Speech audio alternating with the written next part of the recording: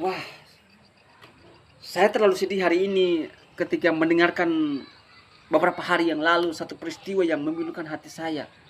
Bahkan saya sempat meneteskan air mata ketika nonton sekilas tentang bagaimana seorang anak yang masih duduk di bangku sekolah dasar yang kira-kira umur 10 tahun tega mengambil satu tindakan yang membuat orang-orang yang ada di sekitar dia yang dikasihi mengalami kesedihan, bahkan mereka pun akan menangis. Kok bisa seperti ini?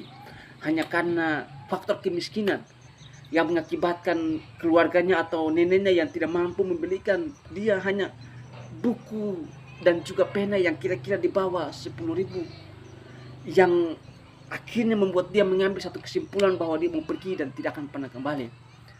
Dan ketika saya lihat itu, saya sangat sedih dan merasa, aduh, kenapa kok seperti itu. Bahkan saya nonton berkali-kali video itu dan saya meneteskan air mata. Mungkin teman-teman juga mengalami hal yang sama, yang ketika dengar kisah ini kemudian saudara atau teman-teman coba menonton, sudah pasti menangis hanya karena orang miskin, hanya karena nggak mampu, bahkan hidup pun susah, makan pun susah, sehingga dia mengambil satu kesimpulan bahwa dia tidak mau merugikan atau menjadi beban bagi neneknya atau ibunya dan saudara-saudaranya. Akhirnya dia pergi dan tidak akan pernah kembali. Sedih saya. Tapi yang pasti apa yang kita pelajari dari kisah ini? Ini bukan tanggung jawab orang tua. Bukan. Tapi ini tanggung jawab kita semua. Mungkin bagi kamu atau bagi orang-orang kaya yang hidup mapan, untuk membelikan buku dan pena itu sesuatu yang simpel, ya kan? Tapi bagaimana dengan mereka yang hidupnya berkekurangan, yang miskin, yang makan aja susah? Mungkin mereka itu berpikir bahwa itu sangat berharga bagi mereka, dan itu pun yang dialami oleh adik terkasih kita yang pergi meninggalkan kita untuk selama-lamanya. Itu berharga sekali.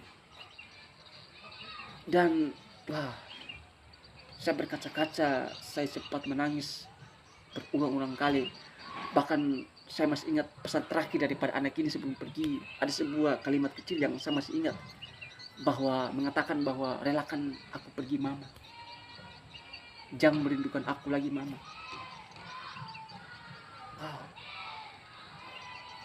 Dan terakhirnya dia bilang begini, aku mencintaimu mama, I love you mama. Hanya itu yang dia sampaikan, terdalam kata-kata itu. Jangan sampai peristiwa ini akan terjadi lagi. Kita mesti belajar. Ini bukan tanggung jawab keluarga, tapi tanggung jawab kita semua. Tanggung jawab sekolah, tanggung jawab pemerintah, dan tanggung jawab tokoh-tokoh agama.